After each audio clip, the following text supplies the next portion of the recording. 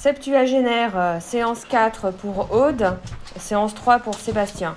Parce qu'il y a quand même une séance où j'ai creusé avec un bâton, donc ça compte. On devait arriver le matin et puis on était très en retard parce qu'on essaie de laver nos combis à la laverie d'Intermarché. On a bloqué la machine à laver parce que c'était plein de boue.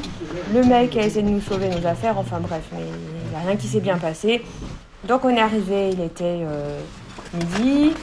Daniel avait perdu ses lunettes, on l'a aidé un petit peu à chercher, enfin bref, c'est une sortie où il n'y a rien qui va. Mais à 14h, 14h30, on arrive au fond du trou. Là ça va. Et donc voilà, donc les gars ont commencé à travailler dès le matin. Là on porte des cailloux. Le Hilti, il a... Mais la batterie elle a séché parce que c'est une roche de merde. Donc voilà, on a un petit peu dépanné avec notre perfo, mais c'était très pire. On a réussi à faire quelques trucs et voilà, Laurent porte des cailloux. Donc ça continue, j'essaye un petit peu de regarder ce qui se passe devant, mais bon, on ne voit pas grand-chose. Bah voilà. Il a dit derrière c'est grand. Alors là voilà, on commence à se dire que potentiellement ça pourrait passer. Il y a quelqu'un qui dit ouais je vois du noir et tout, bref. Larry et Laurent ils partent. On peut tous y aller? Ouais. Et nous pendant ce temps-là on ne sait pas ce qui se passe. Mais qu'est-ce qu'on fait? On attend que vous remontiez pour aller voir où? Hein? Donc après les deux ils ressortent. Clairement il faut y aller un par un, vous allez voir c'est super étroit. Si tu sautes de 10 mètres, ouais, tu crèves, quoi, il y a moyen. Voilà.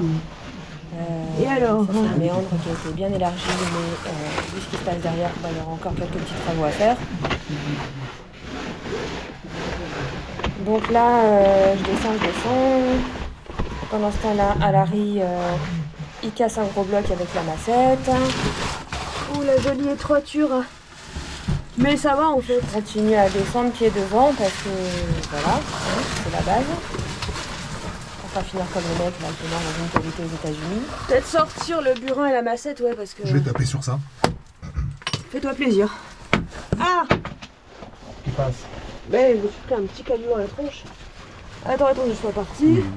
Donc c'est pas large hein, quand même, donc ça ce sera un petit peu arrangé par la suite. Et là, paf, je vois un trou.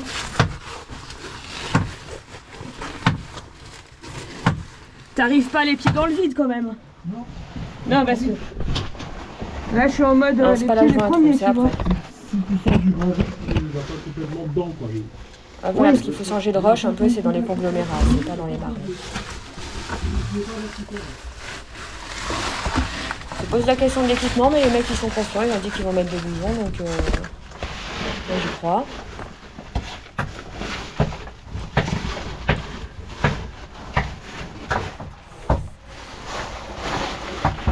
Et là je pense que la descendre un peu au ralenti, parce que donc c'est très fin.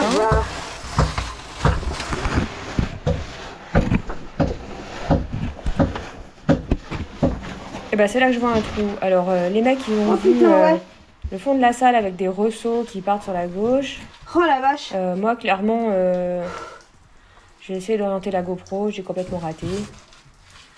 Ah j'espère que je filme bien là. Mais bon, on va dire que c'est un puits de 10 mètres. Waouh. Et ensuite il y a 2-3 ressauts qui sont estimés à 10 mètres aussi. J'espère que la GoPro elle est bien placée. Donc la suite, ce sera samedi prochain. Voilà. Ouais. Un puits de 10 mètres. Merci d'avoir regardé cette vidéo. Merci de nous suivre. Et à bientôt. Bon Sébastien, tu viens mais après tu tombes pas dans le trou, hein.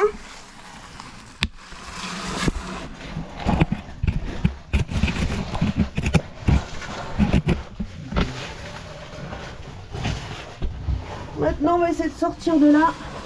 Comment?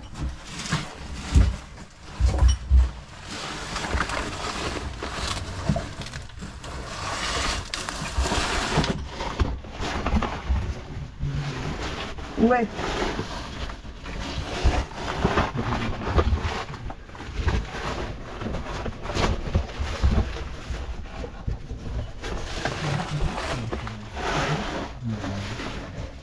On peut pas élargir là?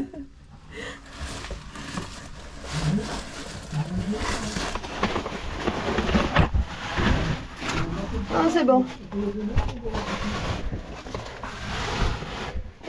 Il y a une petite technique.